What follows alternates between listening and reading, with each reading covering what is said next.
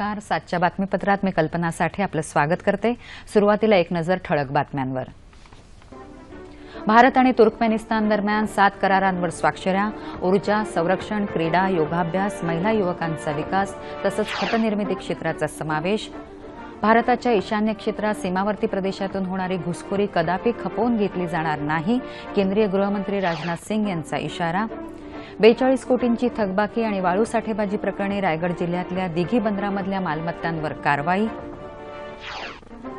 अवघ्या 3 दिवसांवर येऊन ठेपलेल्या कुंभमेळ्यासाठी नाशिकमध्ये जय्यत तयारी. गोदावरीचीही तत्परतेने स्वच्छता. PSLV C-28चं श्रीहरिकोटा इथून प्रक्षेपण. इस्रोची आजवरची सर्वात मोठी व्यावसायिक मोहीम यशस्वी. आणि येत्या 24 तासात कोकणात बहुतांश भागात तर विदर्भात काही ठिकाणी पावसाची शक्यता. तसंच मुंबई आणि परिसरात हलक्या सरी अपेक्षित. सविस्तर वृत्त. भारत आणि तुर्कमेनिस्तान दरम्यान आज 7 करारांवर स्वाक्षऱ्या झाल्या. त्यात क्रीडा, पर्यटन, ऊर्जा, संरक्षण, माहिती आणि तंत्रज्ञान, महिला आणि युवा विकास, खतं आणि योगा यांचा समावेश आहे. पंतप्रधान नरेंद्र मोदी सध्या तुर्कमेनिस्तानच्या दौऱ्यावर आहेत. पंतप्रधानांनी आज तुर्कमेनिस्तानच्या राष्ट्रपतींची भेट घेऊन द्विपक्षीय चर्चा केली. या बैठकीत परस्पर सहकार्य आणि संबंध दृढ करण्यावर चर्चा झाली. त्यानंतर पंतप्रधानांनी पत्रकारांशी संवाद साधला. प्राचीन काळापासून दोन्ही देशात व्यापार आणि सांस्कृतिक देवाणघेवाण सुरू आहे. आता विकासासाठी दोन्ही देशातली मैत्री अधिक दृढ व्हावी अशी अपेक्षा त्यांनी यावेळी व्यक्त केली. पंतप्रधान रशिया आणि मध्य आशियातील 6 देशांच्या दौऱ्यावर आहेत. उझबेकिस्तान, कझाकिस्तान आणि रशियानंतर मोदी आता तुर्कमेनिस्तानमध्ये आहेत. महात्मा गांधींच्या प्रतिमेचं अनावरणही आज मोदी यांच्या हस्ते करण्यात येणार आहे. तसंच अशराबाद इथं योग आणि पारंपरिक चिकित्सा केंद्राचं उद्घाटनही त्यांच्या हस्ते होईल. गेल्या 20 वर्षात तुर्कमेनिस्तानला भेट देणारे मोदी पहिले पंतप्रधान आहेत. तुर्कमेनिस्तानची राजधानी अशराबादमध्ये त्यांचं उत्साहात स्वागत करण्यात आलं. नैसर्गिक वायू उत्पादनात तुर्कमेनिस्तान जगात 4थ्या क्रमांकावर आहे. दोन्ही देशांनी नैसर्गिक वायूच्या तापी पाईपलाईनबाबतही सहमती दर्शवली आहे. भारताच्या ईशान्य क्षेत्रातली घुसखोरी कदापि खपवून घेतली जाणार नाही असा स्पष्ट इशारा केंद्रीय गृहमंत्री राजनाथ सिंग यांनी दिला आहे. ईशान्य भारतातल्या राज्यांच्या मुख्यमंत्र्यांच्या बैठकीत ते आज गुवाहाटी इथं बोलत होते. आंतरराष्ट्रीय सीमा आणि संरक्षणाबाबत चर्चा होत असल्यानं ही बैठक महत्त्वपूर्ण मानली जात आहे. म्यानमार आणि भूतान सरहद्दीवरची सुरक्षा चिंताजनक असल्याचं मत त्यांनी व्यक्त केलं.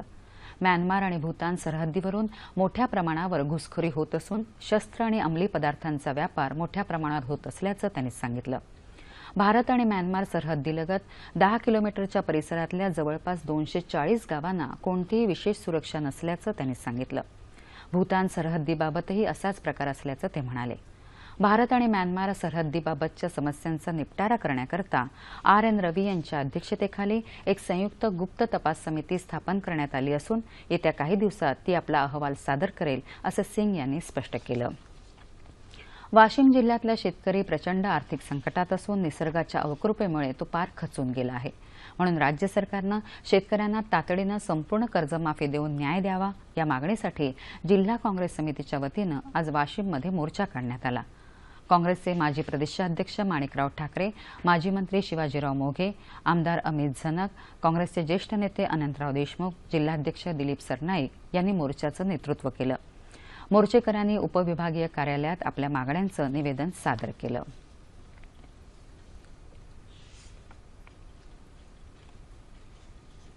ज्या क्षणी शिवसेनेचे प्रमुख उद्धव ठाकरे वेगळा निर्णय घेतील तो राज्य सरकारचा शेवटचा दिवस असेल असं मत माजी उपमुख्यमंत्री आणि राष्ट्रवादी काँग्रेसचे नेते अजित पवार यांनी व्यक्त केलं आहे.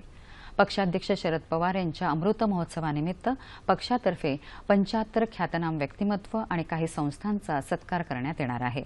आज पुणे पत्रकार संघाचा सत्कार झाला तेव्हा अजित पवार बोलत होते.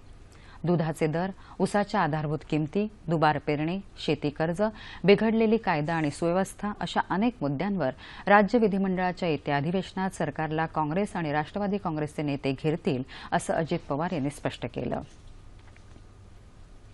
चित्रपट आणि टीव्ही मालिकांमधले सर्व कलाकार आणि तंत्रज्ञांना त्यांचे न्याय मिळवून देण्यासाठी रिपब्लिकन फिल्म आणि टीव्ही युनियनची स्थापना केल्याची घोषणा रिपाईचे अध्यक्ष खासदार रामदास आठवले यांनी केली. मुंबईतल्या अंधेरी इथं आयोजित पत्रकार परिषदेत ते आज बोलत होते. अभिनेत्री सलमा आगा यांची युनियनच्या अध्यक्षपदी तर अभिनेते अली खान यांची प्रमुख सल्लागारपदी निवड करण्यात आली आहे। कलाकार आणि तंत्रज्ञांना विमा आणि वैद्यकीय विमा तसंच वृद्ध ज्येष्ठ कलाकारांना शासनाकडून निवृत्ती वेतन मिळवून देण्यासाठी प्रयत्न करणार असून त्यांच्या घराबाबतच्या समस्येसाठी आपण प्रयत्नशील असल्याचं आठवले यांनी यावेळी सांगितलं। दरम्यान यावेळी समाजवादी पार्टीचे महाराष्ट्र प्रदेश सरचिटणीस SM खान यांनी शेकडो कार्यकर्त्यांसह रिपब्लिकन पार्टी ऑफ इंडियात अधिकृतपणे प्रवेश केला। कोट्यवधी रुपयांची थकबाकी आणि वाळूचा साठा करणं तसंच सट्टेबाजी यामुळे रायगड जिल्ह्यातल्या दिघी बंदरातल्या अनेक मालमत्तांना श्रीवर्धनचे प्रभारी तहसीलदार वीरसिंग वसावे यांच्या पथकानं आज टाळं ठोकलं। 2008 सालापासून दिघी बंदराच्या कामाला सुरुवात झाली होती। दिघी गावाच्या किनारी 7 जेट्टी बांधून JNPT सारखं बंदर उभारणं अपेक्षित होतं, पण कासवाच्या गतीने चाललेलं हे काम भलतीकडेच भरकटू लागल्याचं अनेक पर्यावरणवाद्यांच्या लक्षात आलं आणि त्यांनी न्यायालयात याचिका दाखल करून या अनागोंदी कारभाराविरोधात आवाज उठवला। या बंदरात प्रचंड अनधिकृत वाळूसाठाही आढळला। शासनाचाही हा प्रकार लक्षात आल्यानं म्हसळा आणि श्रीवर्धन इथल्या तहसील कचेरीतून नोटीस पाठवून या बंदराला दंड ठोठावण्यात आला। दंडाची 42,70,70,000 रुपयांची थकबाकी न दिल्यानं अखेर इथल्या मालमत्तांना आज टाळं ठोकलं। या महसूल विभागाच्या कारवाईनंतर आता मुरुड आणि आगारदंडा इथल्या विस्तारित दिघी बंदराचा प्रश्नही ऐरणीवर आला आहे। असं सर्व म्हसळा तालुक्यातला आणि श्रीवर्धन असे दोन्ही तालुक्याचा मिळून 42,29,70,000 इतका दंड त्यांच्याकडून येणं अपेक्षित आहे। एवढा थकीत वेळोवेळी नोटिसा दिलेल्या असूनही त्यांच्याकडे अजूनपर्यंत हे थकीत आहे, त्यामुळे वसुली करण्याच्या दृष्टिकोनातून आपण सील करायला सुरुवात केलेली आहे। अपारंपरिक शेतीला हवामान बदलाचा सर्वाधिक धोका असून या संदर्भात आता अधिक सखोल संशोधनाची गरज आहे असं प्रतिपादन भारतीय हवामान विभागाचे माजी महासंचालक डॉक्टर रंजन केळकर यांनी केलं आहे। त्या जळगाव इथं शेती, पाणी आणि आधुनिक तंत्रज्ञान या विषयावर यशवंतराव चव्हाण प्रतिष्ठानतर्फे आयोजित राज्यस्तरीय चर्चासत्रात बोलत होते। काटेकोरपणे जून ते सप्टेंबर या कालावधीत मोसमी पाऊस पडला पाहिजे असा आग्रह चुकीचा आहे असंही ते म्हणाले। हवामान बदलाचा प्रश्न देशाच्या अन्न सुरक्षेशी संबंधित असल्याचं त्यांनी स्पष्ट केलं। यावेळी कोरडवाहू शेतीचं नियोजन तसंच महाराष्ट्रातल्या शेतीचं अर्थकारण आदी विषयांवरही शेतकऱ्यांना मार्गदर्शन करण्यात आलं। पद्मश्री भवरलाल जैन यांच्या हस्ते उद्घाटन झालेल्या या चर्चासत्राला प्रतिष्ठानचे उपाध्यक्ष अरुण गुजराती, खासदार सुप्रिया सुळे आदी मान्यवर उपस्थित होते। नाशिकमध्ये सिंहस्थ कुंभमेळ्याचं ध्वजपर्व आता अवघ्या 3 दिवसांवर आलं आहे। ध्वजारोहणासाठी मोठ्या संख्येनं उपस्थित राहणाऱ्या साधू संतांच्या आणि भाविकांच्या सोयीसाठी गोदा घाटावर युद्ध पातळीवर अनेक कामं सुरू आहेत। दक्षिणची गंगा म्हणून ओळखल्या जाणाऱ्या गोदावरी नदीतलं निर्माल्य आणि इतर कचरा तातडीनं काढून टाकला जात आहे। रामकुंड आणि आसपासचा परिसरही अतिक्रमणं हटवून स्वच्छ आणि मोकळा करण्यात येत आहे। तसंच अनेक तज्ज्ञ आणि प्रशिक्षित कलाकारांच्या मदतीनं गोदा काठावरच्या प्राचीन मंदिराचा जीर्णोद्धारही सुरू आहे। एकंदरीतच सिंहस्थ पर्वणीसाठी गोदा काठ सजतो आहे। मुंबईतल्या सायन परिसरातल्या DS हायस्कूलनं मुंबई महानगरपालिकेच्या सहाय्यानं आपत्ती व्यवस्थापनाचा उपक्रम हाती घेतला आहे। विद्यार्थी आणि शिक्षक शाळेत सुरक्षित राहावेत हा या उपक्रमामागचा मुख्य उद्देश आहे। या उपक्रमाअंतर्गत केवळ शिक्षकांनाच आपत्ती व्यवस्थापनाचे धडे देण्यात येत नसून विद्यार्थ्यांनाही आपत्ती व्यवस्थापनाचं प्रशिक्षण देण्यात येत आहे। केवळ प्रशिक्षण देऊन या शाळेनं हा उपक्रम राबवण्यात धन्यता मानली नसून या प्रशिक्षणाचा सरावही असणं महत्त्वाचं आहे। या हेतूनं दर महिन्याच्या एका शनिवारी या शाळेत आपत्ती व्यवस्थापनाचं प्रात्यक्षिक होणार आहे। सांगली पोलिसांच्या स्थानिक गुन्हे अन्वेषण पथकानं कोल्हापूर जिल्ह्यात शिरोळ तालुक्यात दत्तवाड इथं काल रात्री छापा टाकून बनावट नोटा छापण्याचं साहित्य जप्त केलं। यात कलर प्रिंटर, पेपर कटर अशा साहित्याचा समावेश आहे। मिरज परिसरात 35 लाख रुपयांच्या बनावट नोटा त्याआधी जप्त करण्यात आल्या। तसंच 4 जणांना अटक करण्यात आली। त्यांच्याकडून मिळालेल्या माहितीनंतर हा छापा टाकण्यात आला। येत्या 8 दिवसात दत्तवाड ग्रामपंचायतीची निवडणूक होत असून मतदारांना पैसे वाटण्यासाठीच या बनावट नोटा छापण्यात येत होत्या असं पोलिसांनी सांगितलं। अटक करण्यात आलेल्या 4 जणांपैकी एक जण प्रभाग क्रमांक 3 मधून निवडणूक लढवत आहे अशी माहिती पोलिसांनी दिली।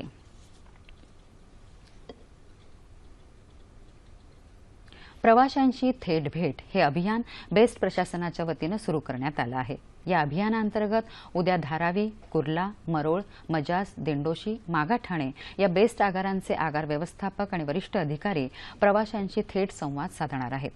बस सेवेसंबंधातल्या त्यांच्या अडचणी आणि सूचना जाणून घेऊन बस सेवेचा स्तर सुधारण्याच्या दृष्टीनं आणि प्रवासी उत्पन्नात वाढ करण्याच्या दृष्टीनं प्रयत्न करणार आहेत. प्रवाशांनी या उपक्रमास सकारात्मक प्रतिसाद द्यावा असं आवाहन बेस्ट प्रशासनाच्या वतीनं पत्रकाद्वारे करण्यात आलं आहे. आज जागतिक लोकसंख्या दिवस. संयुक्त राष्ट्र विकास कार्यक्रमाच्या वतीनं लोकसंख्याविषयक गंभीर प्रश्नांकडे लक्ष वेधण्यासाठी 1989 पासून 11 जुलै हा दिवस जागतिक लोकसंख्या दिन म्हणून पाळला जाऊ लागला. यावर्षी आणीबाणीजन्य परिस्थितीतले असुरक्षित लोक अशी लोकसंख्या दिनाची मध्यवर्ती संकल्पना आहे.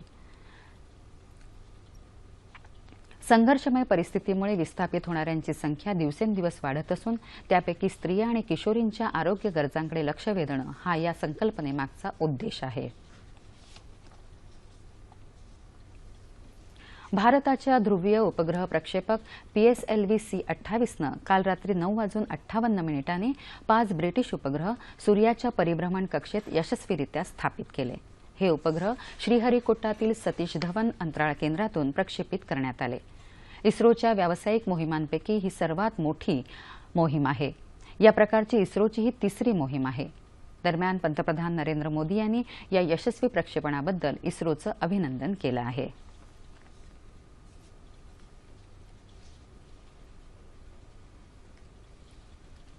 हवामान. गेल्या 36 तासात कोकणात बऱ्याच ठिकाणी आणि विदर्भात काही ठिकाणी मुसळधार तर मध्य महाराष्ट्रात तुरळक ठिकाणी मध्यम स्वरूपाचा आणि मराठवाड्यात तुरळक ठिकाणी हलक्या स्वरूपाचा पाऊस पडला. येत्या 24 तासात कोकणात बहुतांश ठिकाणी, विदर्भात काही ठिकाणी तर मध्य महाराष्ट्र तसंच मराठवाड्यात तुरळक ठिकाणी पाऊस पडण्याची शक्यता हवामानशास्त्र विभागानं वर्तवली आहे. तसंच मुंबई आणि आसपासच्या परिसरात देखील या काळात पावसाच्या हलक्या सरी कोसळणार असल्याचा अंदाजही हवामान विभागाकडून वर्तवण्यात आला आहे. तापमान अंश सेल्सिअसमध्ये.